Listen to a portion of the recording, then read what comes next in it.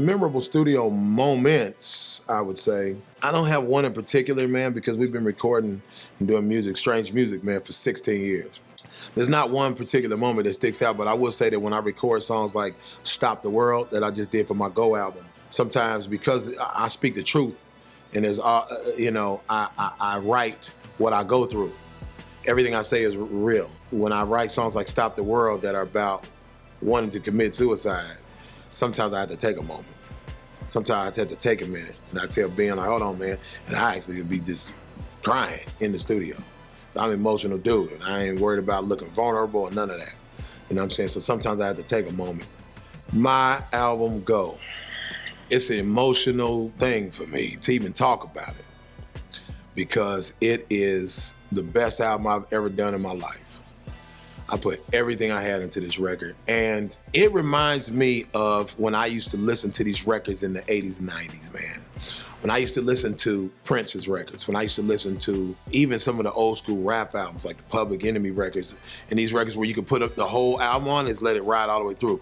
The way the business works right now, you know, we kind of go off of singles. And I got single after single after single on this album, by the way, too. But this album, you can put it on and play the whole thing, man. You can play it from top to bottom, and you're gonna love probably damn near every song. Every song feels like a single to me. A lot of people are reviewing it like that too, man. It's like, I really went out on a limb. I asked the fans on the tour every night, on the last tour, can I do an all-singing album? If I didn't rap at all, would y'all still buy it? And they all say, every night. So I sang on this whole album because I sing and rap. And I'm not like a singer trying to rap or a rapper trying to sing. Like, I'm a for real MC and I'm a for real singer too. But I just start feeling like, man, maybe not enough people care that I feel like I'm this elite MC and maybe just being, me and Tech being your favorite rappers was, maybe nobody cares. Maybe that's just in our head and what we think.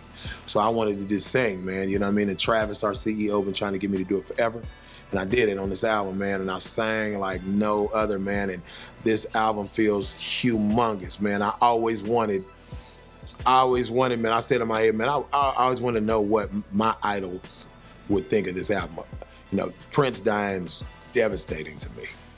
Devastating to me. Like, Michael Jackson died was devastating to the world, and it was devastating to me too, man. I always loved Michael Jackson. I felt a connection because of the vitiligo that I have, he has, you know what I'm saying, that he had. But Prince dying, dude, I ain't even been able to get over it. I've been like, that's all I'm looking at is stuff on Prince. Matter of fact, we play in Minneapolis tomorrow.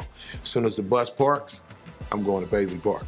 I don't know if they still letting people in, but I just gotta go get that energy, dog, you know what I'm saying? But I always wanna know what somebody like that, Michael Jackson or Prince, would think of my album because my music, I feel like how I think of them, that's how I feel about me making music. I don't feel like, man, I wish I could make music like that. I feel like I make music like that. I feel like this Go album is one of those albums like that. It's a classic, you know what I'm saying? And go, man, go. If you don't believe me, go download it for free, steal it. Hit me up on social media and tell me I'm lying while I'm recording, man. But, you know, and so I don't think of one in particular.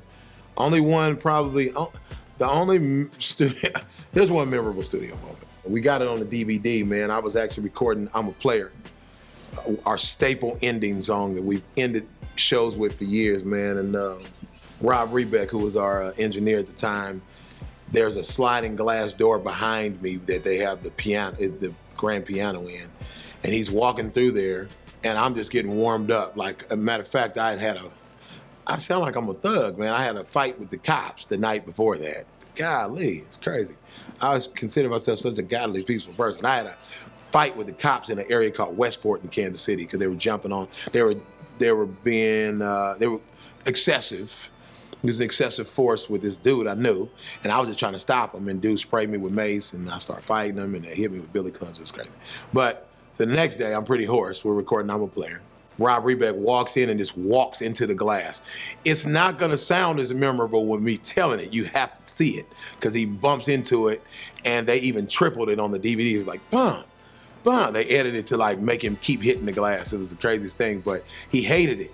And I feel like he had some type of sore feelings for years about that, man. He's my dude too, man. Like everybody else don't fool with him, you know what I'm saying? I actually liked him, he was cool, man, you know what I'm saying? But I think he felt some type of way, man, for years after that. But you'd have to see it. If me and Kris Kaliko didn't write things down, we'd really go insane. Everything we wear on stage is hospital scrubs and got the Nut House number across us. 6688846993 spells out Nut House on the phone. The Nut House spirit is there. I mean, I think that's really why I started rapping, was I just wanted to matter, you know? I didn't want to just be someone who grows up, has a 9-to-5, gets married, goes home, goes to all that stuff, then dies, and that was it. You know, it's like I wanted to matter, I wanted to impact people. So Cottonmouth Kings is performing, you know, and this is the time. And all the people are there to see them. It's yay! So no one's really back with us at the merch table and stuff. So we smoke the weed, and the fucking fire alarm thing happens. Every day I felt like it was just getting worse and worse. Every day was a fucking fucked up day.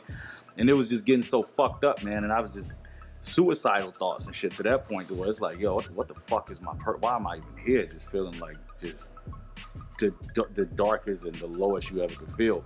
But my grandma used to say, yo, you gotta start just thinking more positive.